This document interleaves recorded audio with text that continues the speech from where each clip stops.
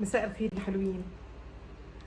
طبعا كل الناس بتتكلم دلوقتي عن ان الاسعار ما زالت مش في متناول الجميع.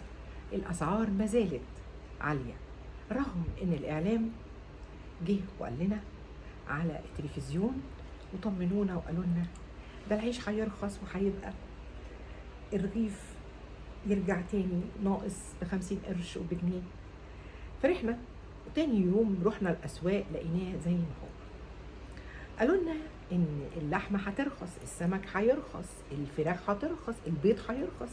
انا لسه جايبه كرتونه بيض امبارح ب 180 جنيه، انا جايباها في رمضان ب 100 حاجه و60. يعني المفروض ان الاسعار ده انا بالنسبه لي انا ما اعرفش في التجمع، يعني التجمع الخامس في السوبر ماركت كلها عندنا بالسعر ده. فانا ما اعرفش هل مناطق ولا انا اللي بتكلم عن حي، وهل حي يعني معتبرينه مثلا احنا اغنياء ولا معانا فلوس، او احنا غير البشر فبيدونا اسعار اخرى. انا بتساءل، وهل انتوا زينا ما زلتوا زينا؟ انا حاسه انا بسال حتى في اي حته بيقولوا ما زلنا بنعاني من ارتفاع الاسعار، يعني مش عندنا بس. هنا بنحط ايدنا بقى. ليه في علامه استفهام على وزير معين، مش عايزه اقول اسمه، وما زال الوزير ده يعني ما زلتوا محتفظين بيه. طب ليه ما دام هو مش قادر يظبط التجار، مش قادر يمسك من يعني ايد من حديد معاهم؟ هي عايزه رقابه، جهاز حمايه المستهلك يبتدي ينزل ويشوف شغله، يتمحي كل الناس القدام اللي بياخدوا رشاوي ويجيب بدلهم، يشوفوا مين اللي بيرتشي، يشوفوا مين السوبر ماركت اللي فاتح غالي ويقفلوه. لو قفل واحد كله هيخاف.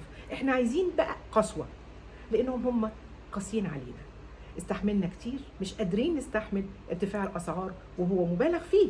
يعني لما تقولوا لنا ان دقيق نزل ولسه سعر العيش، طب فين الرقابه؟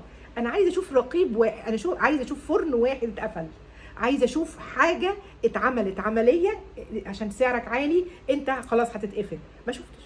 انا ما زالوا فاتحين، ما زال الناس قاعده تنهب وتقول يلا هم مش سائلين واحنا برضو مستمرين. واللي في ايدهم يعملوا، واحنا اللي هيجي هنديله قرشين ويمشي. لا مش ممكن. هنستمر لهذه المهزله لامتى مش قادرين نظبط الاسعار؟ الشعب بدأ يعني يعني بينادي وبيشد، يقول يا رب الحكومة تنقذنا، يا رب الدنيا ولعة على الناس. خلاص خرجنا من العيد ومن أزمة رمضان، وقفنا جنب الحكومة، وقفنا.